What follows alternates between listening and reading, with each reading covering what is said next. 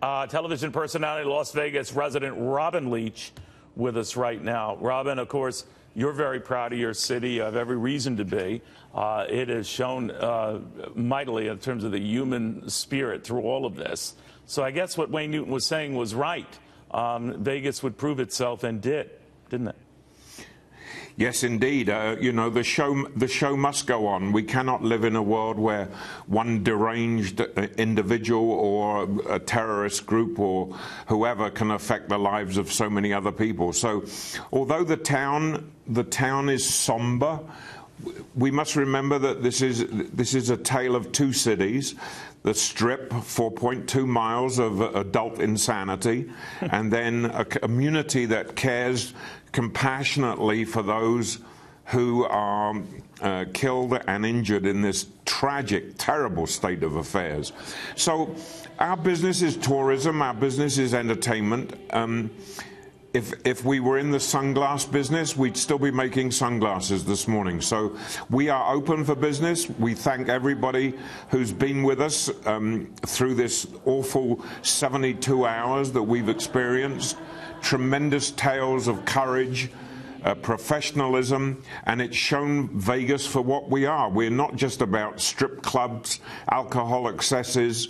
We are about compassion, love, and caring for other members of the community. You are indeed. You know, Robin, where were you when all of this went down on Sunday? I was driving my car home at 10:08. In fact, I even looked at my watch at the time because I was heading west on Tropicana and heading east on Tropicana. Passing me on the other side of the street were dozens of police cars. I mean, every police car in this city responded to this call for action. And, you know, the thing that nobody can grasp it unless you were actually in the middle of it, that these police officers ignored the rules of setting up a perimeter and just went straight to where the trouble was starting. And as the president said today on his meetings here with the victims in the hospital, if they hadn't faced death themselves and gone storming into that hotel, the carnage would have been even worse. It was, you know, it was shooting goldfish in a pond. Really it was terrible. Was.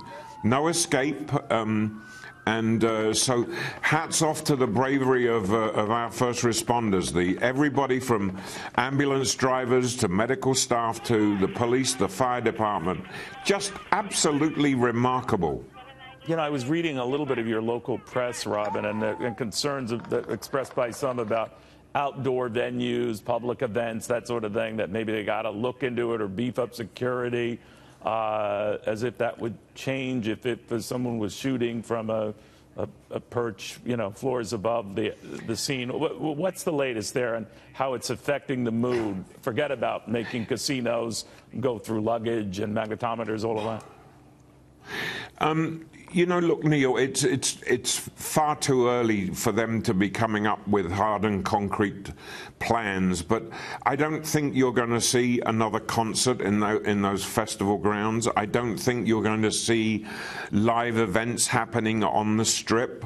This whole business of tall buildings that face openly onto large public gatherings, not just here in Las Vegas, by the way, but in other cities across America.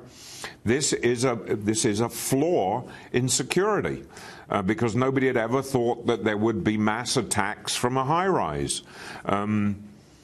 I think you're going to see changes. I think you're going to see those changes in place before New Year's Eve, for instance, on the Strip, which is, you know, the largest outdoor party in the United States. Over 20,000 people come here and walk the Strip on December 31st. Yeah. I think that will change. I think outdoor concerts in public places will change. What about in the casinos themselves? We've been talking about screening luggage. I know you know, the Wynn has been doing this for the last couple of days. I don't know how long it can continue to do so. some customers complaining about that. It's leading to longer lines. I'm not sure this will be like post 9/11 experience where now you can't get into buildings in New York without showing ID, et cetera. But something like that in store for Vegas. What do you think? I believe that a version of it will be implemented. You know, look, the customer in the end always comes first in our viewpoint here in Las Vegas.